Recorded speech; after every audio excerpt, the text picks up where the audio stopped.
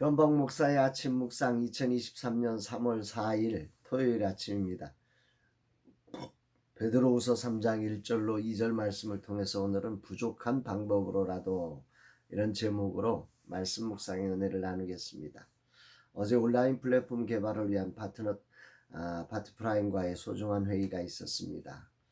그간 최선을 다해 준비한 플랫폼 형태를 완전히 뒤집었습니다. 그것을 파트프라임과 협의를 하며 협조를 요청하는 시간이었습니다.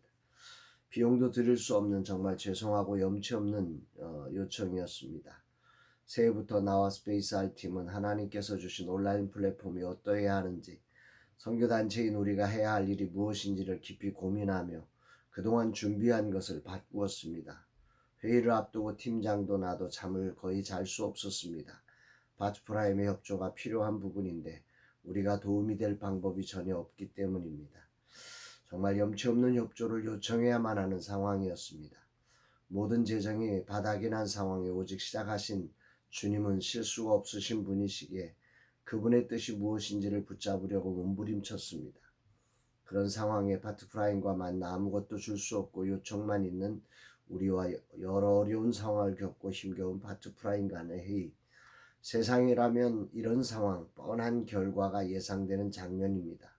그러나 우리가 제시한 기존의 플랫폼과 완전히 다른 생각과 파트프라임의 수고를 요청하는 제안에 파트프라임은 선뜻 좋은 선택이라고 응원하며 요청을 받아주셨습니다.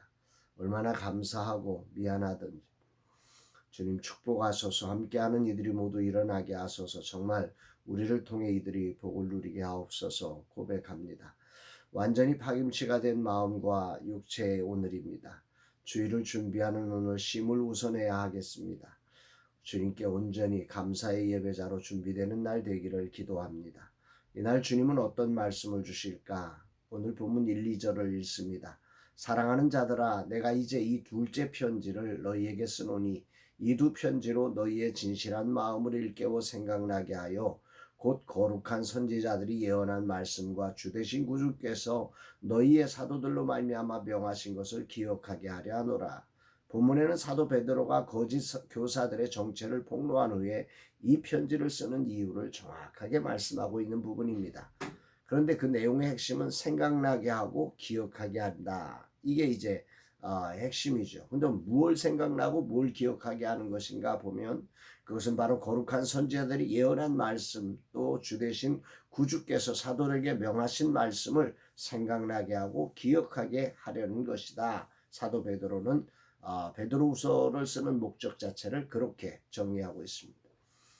다시 말하면 거짓 교사들에 의해 미혹된 마음을 돌이켜 다시금 진실하고 순결한 마음으로 주님의 뜻을 이루게 하기 위함이라는 거죠. 다시 오실 주님을 정말 경건한 마음으로 맞이하기 위해서 준비하는 우리의 신앙생활이 되어야 한다는 것입니다. 사람은 연약한 존재입니다. 그래서 언제나 미혹될 수 있고 유혹될 수 있습니다. 그래서 부모가 필요하고 스승이 필요하며 진실한 친구가 필요합니다. 인간은 누구도 홀로 존재할 수 없지요. 오늘 베드로 사도는 자신의 죽음이 임박한 상황입니다. 그럼에도 거짓 교사들에 의해 사도들이 증거한 진리를 부정하며 경건의 삶을 부정하는 자들로 흔들리는 교회를 사랑하여 이 말씀을 쓰는 것입니다. 글 쓰는 능력을 배운 적도 없는 베드로지만 진리를 따른다는 것은 내가 느끼는 상황과 전혀 다른 순간이 있기에 사람들은 흔들립니다.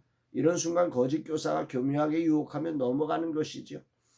곧 오시리하던 주님의 재림이 늦어지고 주님을 기다리면 온갖 고난을 견디며 경건하게 살던 이들에게 교묘하게 다가온 이단들의 유혹은 달콤했을 것입니다. 자신의 감정을 너무도 잘 이해해 주는 것 같았을 것입니다. 그리고 자신으로는 도저히 못할 것 같은데 마침 그런 기회가 주어지니 덥석 이단을 받아들이는 거죠. 이렇게 흔들리는 교회를 바라보며 사도 베드로는 말씀을 생각나게 하고 기억하게 하여 진리 위에 세우려는 열정으로 자신의 가장 부족한 방식인 글로 전하는 방법을 택한 것입니다. 목사로서 살아가면서 말씀을 붙들고 살아간다는 것이 무엇인지를 삶으로 보여주려고 몸부림을 칩니다. 그저 강단에서 설교만 하는 목사가 아니라 진실로 그 말씀을 가지고 삶의 현장에서 순종하는 것을 보여주려고 노력합니다. 그렇게 순종하여 달려가는 길에 이론처럼 그렇게 순탄하지 못하고 너무도 힘겨운 순간들이 많습니다. 왜 이렇게 하시는지 도무지 이해가 되지 않을 때도 많습니다. 아마 초대교회 성도들도 그러했고 사도 베드로도 그러했을 것입니다. 그런 상황에 사도 베드로는 학문적으로 부족한 사람이지만 죽음을 앞두고 이들에게 말씀을 생각나게 하고 기억하게 하고자 자신의 가장 약한 글로서라도 남기고자 했음을 묵상하게 됩니다. 오직 사랑 때문인 거죠. 사명 때문인 거죠.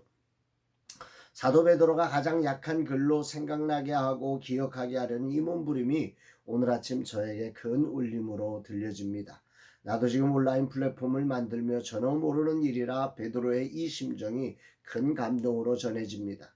육체로는 죽음을 앞두고 있어 자신의 장점으로는 도저히 감당할 수 없기에 어쩔 수 없는 대안으로 글로써 해야만 하는 순간 얼마나 고심했을까.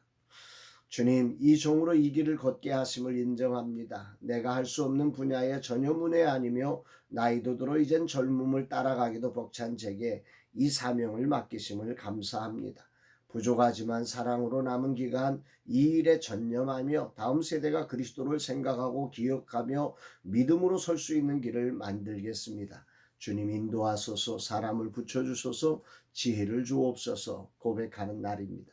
사랑하는 여러분, 여러분의 삶 속에 오늘 무엇을 향해 달려가고 계십니까? 여러 가지 유혹도 많고 미혹되는 이 세상에 많은 정말 우리를 흔들게 하는 문화와 소식들이 많지만 이런 가운데 하나님의 말씀을 기억하며 그 말씀 위에 서서 오늘도 누군가를 일깨우기 위해서 믿음으로 살아가며 믿음으로 이 말씀을 증거해가는 복된 날 되시기를 주의 이름으로 축복합니다. 사랑합니다, 여러분.